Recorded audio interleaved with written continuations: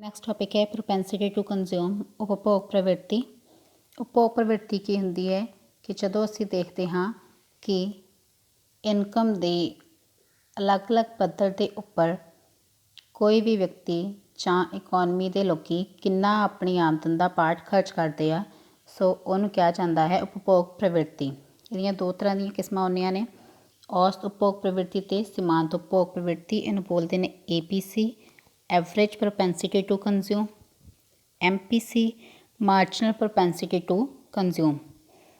ਇਹਦੇ ਵਿੱਚ ਕੀ ਹੁੰਦਾ ਹੈ, APC ਕੀ ਹੁੰਦੀ ਹੈ, ਸੇਮ ਜੋ ਅਸੀਂ ਪ੍ਰੋਪੈਂਸਿਟੀ ਟੂ ਕੰਜ਼ਿਊਮ ਕੀਤਾ ਕਿ ਲੋਕਾਂ ਦੀ ਕਿੰਨੀ ਆਮਦਨ ਹੈ ਅਤੇ ਆਮਦਨ ਦੇ ਵਿੱਚੋਂ ਕਿੰਨਾ ਹਿੱਸਾ ਉਹ ਖਰਚ ਕਰਦੇ ਹਨ, ਕੰਜ਼ਿਊਮ ਕਰਦੇ ਹਨ। C ਹੈ consume, consumption divide by income. ਕਿ ਸਪੋਜ਼ ਇਕੋਨਮੀ ਦੇ ਵਿੱਚ 100 ਕਰੋੜ ਦੀ ਇਨਕਮ ਹੈ ਤਾਂ ਉਹਦੇ ਵਿੱਚੋਂ ਜੋ ਖਰਚਾ ਕੀਤਾ ਜਾਂਦਾ ਹੈ ਉਹ ਹੈ 80 ਕਰੋੜ ਦਾ।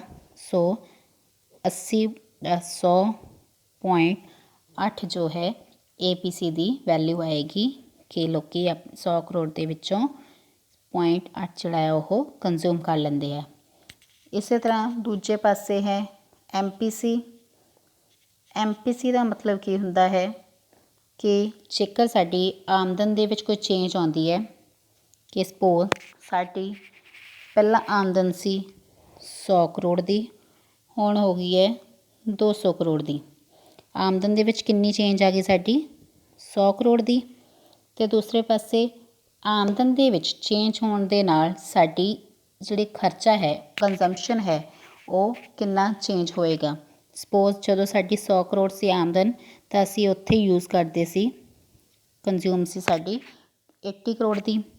ਹੁਣ ਸਾਡੀ ਆਮਦਨ ਵੱਧ ਗਈ ਹੈ ਤਾਂ ਓਬਵੀਅਸਲੀ ਸਾਡਾ ਜਿਹੜਾ ਖਰਚਾ ਉਹ ਵੀ ਵੱਧ ਜਾਏਗਾ, 120 ਕਰੋੜ ਦਾ ਹੋ ਗਿਆ ਸਪੋਜ਼, ਤਾਂ ਇੱਥੇ ਸਾਡਾ ਕਿੰਨਾ ਆਇਆ ਡਿਫਰੈਂਸ 40 ਕਰੋੜ ਦਾ। ਸੋ ਇਹਦਾ ਫਾਰਮੂਲਾ ਕੀ ਹੁੰਦਾ ਹੈ, delta C over delta Y। ਉਪਭੋਗ ਦੇ ਵਿੱਚ ਪਰਿਵਰਤਨ ਡਿਵਾਈਡ ਬਾਈ ਆਮਦਨ ਦੇ ਵਿੱਚ ਪਰਿਵਰਤਨ। ਹੁਣ ਸਾਡਾ ਉਪਭੋਗ ਦੇ ਵਿੱਚ ਪਰਿਵਰਤਨ ਕਿੰਨਾ ਆਇਆ ਸੀ, ਦੇਖੋ 40, ਅਤੇ ਇਨਕਮ ਦੇ ਵਿੱਚ ਕਿੰਨਾ ਆਇਆ ਸੀ 100 ਦਾ। ਸੋ ਸਾਡੀ ਵੈਲਿਊ ਕਿੰਨੀ ਆ ਜਾਏਗੀ 0.4। ਯਾਦ ਰੱਖਣਾ APC ਕੀ ਹੁੰਦੀ ਹੈ ਕਿ ਆਮਦਨ ਦੇ ਵੱਖ ਵੱਖ ਪੱਧਰ ਦੇ ਉੱਪਰ ਅਸੀਂ ਕਿੰਨਾ ਪਾਰਟ ਹੈ ਜੋ ਆਪਣੇ ਇਨਕਮ ਦਾ ਕੰਜ਼ਿਊਮ ਕਰ ਰਹੇ ਹਾਂ, ਜਦ ਕਿ MPC ਕੀ ਹੁੰਦੀ ਹੈ ਕਿ ਜੇਕਰ ਸਾਡੀ ਆਮਦਨ ਦੇ ਵਿੱਚ ਵਾਧਾ ਹੁੰਦਾ ਹੈ ਤਾਂ ਜਾਂ ਚੇਂਜਸ ਹੁੰਦੀਆਂ ਹਨ ਤਾਂ ਉਹਦੇ ਨਾਲ ਸਾਡੀ ਕੰਜ਼ੰਪਸ਼ਨ ਦੇ ਵਿੱਚ ਕੀ ਚੇਂਜ ਆਉਂਦੀ ਹੈ ਉਹਨੂੰ ਬੋਲਦੇ ਨੇ MPC। ਨੈਕਸਟ ਅਸੀਂ APC ਨੂੰ ਕਰਦੇ ਹਾਂ ਟੇਬਲ ਡਾਇਗਰਾਮ ਦੇ ਥਰੂ। ਇਨਕਮ ਦਿੱਤੀ ਹੋਈ ਹੈ 100, 200। ਕੰਜ਼ੰਪਸ਼ਨ ਸਾਨੂੰ ਪਤਾ ਹੈ ਜਦੋਂ ਇਨਕਮ ਵਧੇਗੀ ਤਾਂ ਸਾਡੀ ਕੰਜ਼ੰਪਸ਼ਨ ਵੀ ਆਟੋਮੈਟਿਕਲੀ ਵਧੇਗੀ, ਪਰ ਇਹਦੇ ਨਾਲੋਂ ਘੱਟ ਵਧੇਗੀ ਇਨਕਮ ਦੇ ਨਾਲੋਂ। APC ਦਾ ਫਾਰਮੂਲਾ ਲਗਾਇਆ C ਓਵਰ Y। ਅਸੀਂ ਵੈਲਿਊਜ਼ ਕੈਲਕੂਲੇਟ ਕਰ ਲਈਆਂ, 80/100 0.8, 120/200 0.6। ਨੈਕਸਟ ਅਸੀਂ ਕਰਾਂਗੇ ਡਾਇਗਰਾਮ। OX ਹੈ, OY ਹੈ। OX ਦੇ ਉੱਪਰ ਇਨਕਮ ਦਿੱਤੀ ਹੋਈ ਹੈ, OY ਦੇ ਉੱਪਰ ਕੰਜ਼ੰਪਸ਼ਨ ਦਿੱਤੀ ਹੋਈ ਹੈ। ਪੁਆਇੰਟਸ ਅਸੀਂ ਪਲਾਟ ਕਰ ਲਏ। ਇਹ ਦੇਖੋ ਪਹਿਲਾਂ ਇਨਕਮ 100 ਹੈ ਤਾਂ ਕੰਜ਼ੰਪਸ਼ਨ ਸਾਡੀ 80 ਹੈ, ਇਨਕਮ 200 ਹੈ ਤਾਂ ਕੰਜ਼ੰਪਸ਼ਨ ਸਾਡੀ 120 ਹੈ। ਸੋ ਪੁਆਇੰਟਸ ਨੂੰ ਅਸੀਂ ਪਲਾਟ ਕਰਾਂਗੇ ਤਾਂ ਦੇਖਾਂਗੇ A ਬਿੰਦੂ ਦੇ ਉੱਪਰ ਸਾਡੀ APC ਕਿੰਨੀ ਹੈ ਅਤੇ B ਬਿੰਦੂ ਦੇ ਉੱਪਰ ਸਾਡੀ APC ਕਿੰਨੀ ਹੈ। ਮੀਨਸ ਕਿ ਜਿੱਦਾਂ ਜਿੱਦਾਂ ਸਾਡੀ ਕਰਵ ਹੈ ਉੱਪਰ ਵੱਲ ਜਾਏਗੀ ਤਾਂ ਸਾਡੀ ਜਿਹੜੀ APC ਦੀ ਵੈਲਿਊ ਹੈ ਘੱਟ ਹੋਈ ਜਾਏਗੀ। ਮੀਨਸ ਕਿ ਜਿੱਦਾਂ ਜਿੱਦਾਂ ਇਨਕਮ ਵਧੇਗੀ ਸਾਡੀ ਜਿਹੜੀ ਕੰਜ਼ੰਪਸ਼ਨ ਹੈ, ਸਾਡਾ ਖਰਚਾ ਹੈ ਉਹ ਘੱਟ ਹੁੰਦਾ ਜਾਏਗਾ। ਕਿਉਂਕਿ ਅਸੀਂ ਹੌਲੀ ਹੌਲੀ ਵਿੱਚੋਂ ਸੇਵਿੰਗ ਕਰਨਾ ਸ਼ੁਰੂ ਕਰ ਦਿੰਦੇ ਹਾਂ। ਨੈਕਸਟ ਹੈ MPC। ਇਨਕਮ ਦਿੱਤੀ ਹੋਈ ਹੈ। MPC ਦਾ ਸਾਡਾ ਫਾਰਮੂਲਾ ਕੀ ਸੀ, delta C over delta Y। Means ਕਿ ਇਨਕਮ ਦੇ ਵਿੱਚ ਚੇਂਜ ਹੋਣ ਦੇ ਨਾਲ ਸਾਡੀ ਕੰਜ਼ੰਪਸ਼ਨ ਕਿੰਨੀ ਚੇਂਜ ਹੁੰਦੀ ਹੈ। ਸੋ ਇਨਕਮ 100 ਹੈ ਤਾਂ ਪ੍ਰੀਵੀਅਸ ਇਨਕਮ ਸਾਡੇ ਕੋਲ ਕੋਈ ਨਹੀਂ, ਇਸ ਕਰਕੇ ਪਹਿਲਾ ਡੈਲਟਾ Y ਅਸੀਂ ਡੈਸ਼ ਲਿਖ ਦਿੱਤਾ।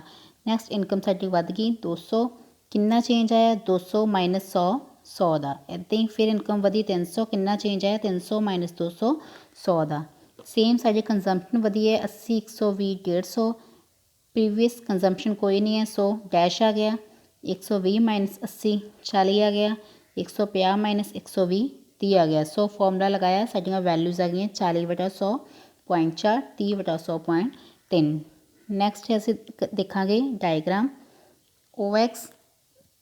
OX ਦੇ ਉੱਪਰ ਦਿੱਤਾ ਹੋਇਆ ਹੈ ਇਨਕਮ, OY ਦੇ ਉੱਪਰ ਦਿੱਤਾ ਹੋਇਆ ਹੈ C consumption, C consumption line. Points ਦੇ ਅਕੋਰਡਿੰਗ ਪਲਾਟ ਕਰ ਸਕਦੇ ਹਾਂ, 100 200 3 ਤੇ 100 200 ਕੰਜ਼ੰਪਸ਼ਨ ਸੀ 80 120 ਪੁਆਇੰਟ ਆਏ। ਹੁਣ ਇਹਦੇ ਵਿੱਚ ਕੀ ਹੈ, ਜਿੱਦਾਂ ਅਸੀਂ APC ਦੇ ਵਿੱਚ ਕੀਤਾ ਸੀ ਕਿ ਪਰਟੀਕੂਲਰ ਪੁਆਇੰਟ ਦੇ ਉੱਪਰ ਸਾਡੀ APC ਕਿੰਨੀ ਆ, ਇਹਦੇ ਵਿੱਚ ਅਸੀਂ ਕੀ ਦੇਖਾਂਗੇ ਕਿ ਜਦੋਂ ਸਾਡੀ ਆਮਦਨ 100 ਸੀ 100 ਤੋਂ 200 ਹੋ ਗਈ, ਕੰਜ਼ੰਪਸ਼ਨ ਕੀ ਸੀ 80 ਤੋਂ 120 ਹੋ ਗਈ। ਸੋ ਆ ਜੋ ਇਹਨਾਂ ਚੇਂਜ ਆਇਆ ਹੈ ਜਾਂ ਆਹ ਵਾਲਾ ਚੇਂਜ ਆਇਆ ਹੈ, ਇਹ ਕਿੰਨਾ ਹੈ।